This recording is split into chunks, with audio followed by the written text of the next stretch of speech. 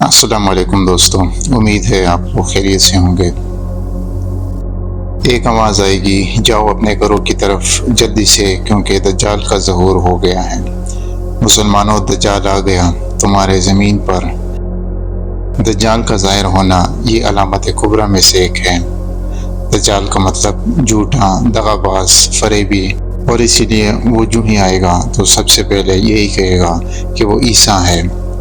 اس سے پہلے امام مہدی کا ظہور ہو چکا ہوگا تو اپنے 10 ساتھیوں کو گھوڑوں پر سوار کرے گا اور کہے گا جاؤ اور پتہ کرو کہ واقعی یہ خبر درست ہے۔ حضور صلی اللہ علیہ وسلم کا ارشاد ہے کہ میں ان 10 آدمیوں کو جانتا ہوں اور ان کے نام بھی جانتا ہوں اور ان کے والدین کے نام بھی جانتا ہوں، اور میں یہ بھی جانتا ہوں کہ ان کے گھوڑے کے رنگ کیسے ہیں۔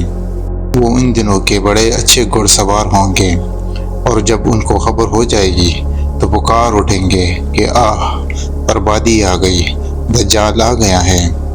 کون ہے یہ دجال؟ قیامت کی ایک بڑی نشانیوں میں سے ایک۔ اور یاد رکھیے گا، جب دجال آئے گا تو مصیبتیں ایسے آنا شروع ہو جائے گی جیسا کہ ایک ہار ٹوٹ جائے اور اس کا ہر ایک موتی ایک ایک کر کے گرتا ہے۔ حضور صلی اللہ علیہ وسلم نے فرمایا، دجال کی ایک آنکھ ضائع ہوئی ہوگی اور اس کے ماتھے پر کافر لکھا ہوگا، اور حضور صلی اللہ علیہ وسلم نے اسے الگ الگ پڑھا، یعنی کاف فا را۔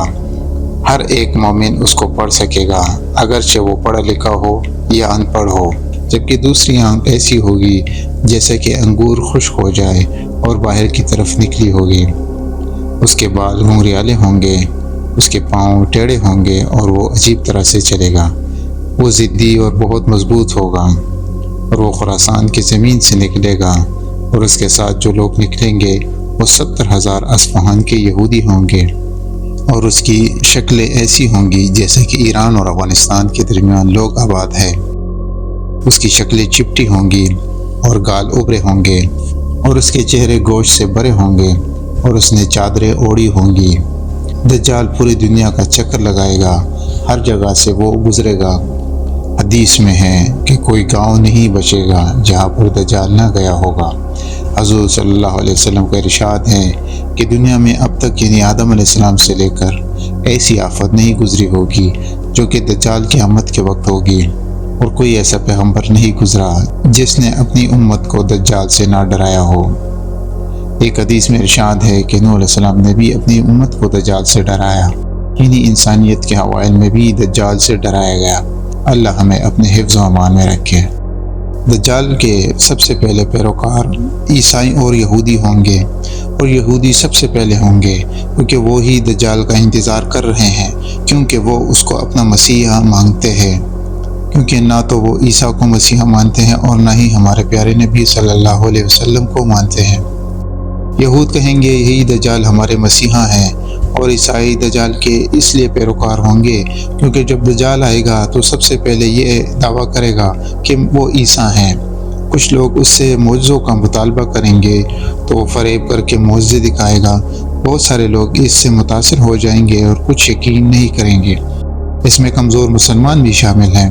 3 سال ایسے گزریں گے، پہلے سال اللہ بارش کا تہائی حصہ روک دے گا، اور دوسرے سال 2/3 حصہ روک دے گا، اور تیسرے سال کوئی بارش نہیں ہوگی، ہر جگہ خشکی اور قحط ہوگا۔ پھر دجال ہر جگہ اور ہر گاؤں داخل ہوگا اپنے ساتھ پانی اور آگ کی نہریں لے کر۔ وہ ایک گاؤں جائے گا اور لوگوں کو کہے گا، کیا تم مجھ پر یقین رکھتے ہو؟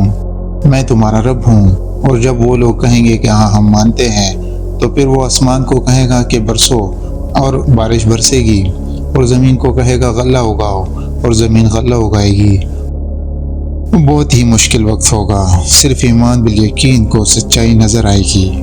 اس وقت جتنے بھی معلومات دینے کی چیزیں اور آلات ہوں گی وہ سب کے سب دھوکہ دے گی، صرف انسان کا دل اس کے ساتھ باقی رہے گا۔ دجال ایک جگہ پر جائے گا جہاں وہ لوگوں کو کہے گا کہ مجھے رب مانو، تو وہ کہیں گے کبھی نہیں۔ تو پھر دجال آسمان کو کہے گا اپنا پانی روک دو، زمین کو کہے گا اپنا غلہ اگنا روک دو، اور ظاہری بربادی اور آفت آئے گی ان لوگوں پر۔ یہ ایک بہت بڑی باری آزمائش ہوگی۔ اللہ ہمیں محفوظ رکھے۔ حضور صلی اللہ علیہ وسلم کا ارشاد ہے کہ دجال کی آگ اور پانی ایک دھوکہ ہوگا، جو آگ ہوگی وہ اصل میں پانی ہوگا اور پانی آگ ہوگی۔ اگر کسی نے دجال کی آگ دیکھی تو جا کے اس سے پانی پی لے۔ دجال 40 دن تک دنیا کا چکر لگائے گا۔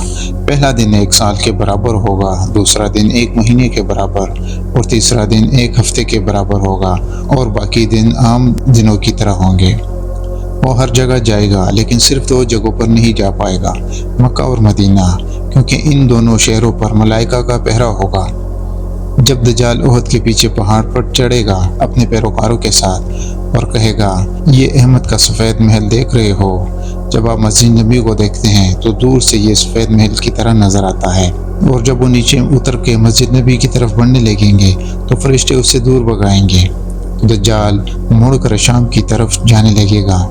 یہ وقت ہوگا امام مہدی کے ظہور کا، کیونکہ دجال آ چکا ہوگا۔ دجال کے دور میں امام مہدی کے ساتھ جو مسلمان ہوں گے وہ ایک جگہ پر محصور ہو جائیں گے۔ کچھ روایت میں ہے کہ وہ جگہ بیت المقدس ہوگی، اور بعض روایت میں طور کا پہاڑ ذکر ہوا ہے۔ مسلمان اس حالت میں اتنے خوفزدہ ہوں گے کہ وہ اپنی بیوی بچوں اور حتیٰ کہ اپنے ماں کو بھی رسیوں سے باندھ لیں گے، اس ڈر سے کہ کہیں وہ دجال کے فتنے میں آ کے اس سے نہ مل جائے۔ حتیٰ کہ جب وہ مدینہ کے باہر دجال پڑاؤ ڈال کے بیٹھا ہوگا تو مدینہ میں 3 بار زلزلہ آئے گا، اور لوگ خوف کے مارے مدینہ سے باہر نکلیں گے، اور اس طرح اللہ تعالیٰ مدینہ کو منافقین سے پاک کرے گا، صرف مومن ہی رہ جائیں گے۔ اور جب دجال بیت المقدس میں محصور مسلمانوں کی طرف بڑھے گا تو اسی کشمکش میں اللہ تعالیٰ مسلمانوں کی مدد کے لیے اور دجال کے خاتمے کے لیے آسمان سے عیسیٰ کا ظہور ہوگا۔ سبحان اللہ۔ عیسیٰ علیہ السلام آسمان سے 2 فرشتوں کے پروں پر ہاتھ رکھے ہوئے اور 2 لباس جو کہ زرد ماہ خاکستری ہوگا اتریں گے۔ یہ دمشق کے مشرق کی طرف ایک سفید مینار پر اتریں گے۔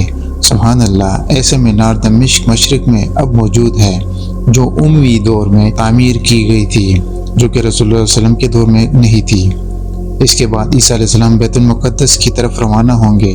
دوسری طرف بیت المقدس میں مسلمان یہ مشورہ کر رہے ہوں گے کہ اب وقت ہے کہ دجال کا مقابلہ کیا جائے، اور اس طرح رات ہو جائے گی اور یہ طے ہو جائے گا کہ صبح بیت المقدس سے باہر مقابلہ کریں گے۔ جب صبح کی اذان دی جائے گی اور لوگ نماز کی تیاری کریں گے، اتنے میں اندھیرا چھا جائے گا، حتیٰ کہ اپنے ہاتھ بھی دکھائی نہیں دیں گے۔ پھر ایک دم سے روشنی ہو جائے گی۔ لوگ دیکھیں گے عیسیٰ علیہ السلام کو بیت المقدس میں۔ عیسیٰ علیہ السلام کا سر مبارک جھکا ہوگا، اور لوگ دیکھیں گے کہ ان کے چہرے پر ابر ہوگی، حالانکہ ان کا چہرہ بھیگا نہیں ہوگا، اور جو ہی وہ اپنا سر مبارک اٹھائیں گے تو موتیوں جیسے قطرے زمین پر گرنے لگیں گے، اور وہ فجر کی نماز کے لیے آئیں گے۔ حضور صلی اللہ علیہ وسلم نے فرمایا، کیا ہوگی تمہاری حالت جب عیسیٰ علیہ السلام تمہارے درمیان ہوں گے؟ اقامت شروع ہو جائے گی۔ لوگ عیسیٰ علیہ السلام کو آگے امامت کے لیے بلائیں گے تو عیسیٰ علیہ السلام امام مہدی کے کندھوں پر ہاتھ رکھ کر کہیں گے، یہ اس امت کا شرف ہے کہ تم ایک دوسرے کی امامت کرتے ہو، لہٰذا امام مہدی امامت کرائیں گے۔ نماز کے بعد لوگوں نے تو ویسے بھی یہ طے کر لیا تھا کہ دجال کے ساتھ باہر لڑیں گے، اس لیے اللہ تعالیٰ نے اپنی مدد بھیج دی۔ عیسیٰ علیہ السلام کہیں گے، دروازے کھول دو، اور دروازے کھول دیے جائیں گے۔